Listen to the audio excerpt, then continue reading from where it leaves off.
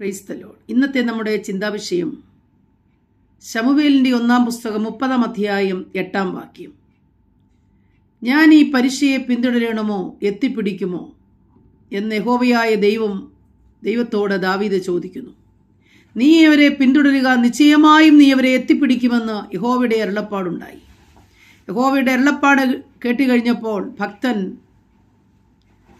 സിക്ലാഗിൽ നിന്ന് പിടിച്ചുകൊണ്ടുപോയ നന്മകളെയും നിന്റെ ഭാര്യമാരെയും കുഞ്ഞുങ്ങളെയും മടക്കിക്കൊണ്ടുവരുവാൻ തക്കവണ്ണം താൻ ആ ശത്രുവിൻ്റെ നേരെ യാത്ര തുടർന്നു.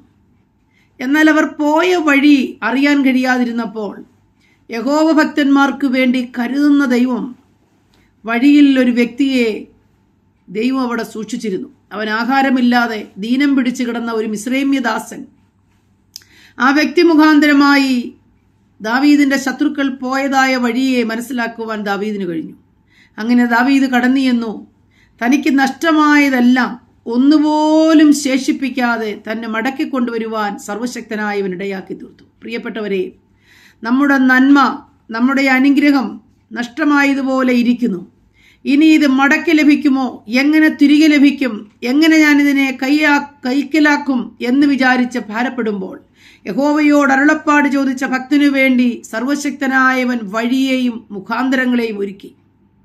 മുന്നോട്ട് പോയി ഇവർ കടന്നുപോയ പാതയെ അറിയാൻ വയ്യാതെ നിന്നപ്പോൾ ദൈവം അസാധാരണമായ രീതിയിൽ ഒരു ദൈവപ്രവൃത്തിയോടെ വെളിപ്പെടുത്തി ഒരു വ്യക്തിയെ ഒരുക്കി വഴിയെ കാണിച്ചു കൊടുക്കുകയാണ്. ഇന്ന് രാവിലെ സമയം നന്മകൾ നഷ്ടമാവുകയോ നീതിയായി ലഭിക്കേണ്ടതിനെ തടയപ്പെടുകയോ ജീവിതത്തിൽ എവിടെയെങ്കിലും പാളിച്ചകൾ നന്മകളുടെ വിഷയത്തിൻ്റെ മേൽ തടസ്സപ്പെട്ട് കിടക്കുകയോ ചെയ്യുന്ന ജീവിതാനുഭവത്തിൻ്റെ മേൽ ഇറങ്ങിത്തിരിക്കുവാൻ, അതിനെ നേടിയെടുക്കുവാൻ, മടക്കിക്കൊണ്ടുവരുവാൻ നാം ആഗ്രഹിക്കുന്നുവെങ്കിൽ ഈ ദിവസങ്ങൾ ദൈവീക കൃപയോടുകൂടി മുന്നേറുക. അതിനെ മടക്കിക്കൊണ്ടുവരും, അത് തിരികെ ലഭിക്കും.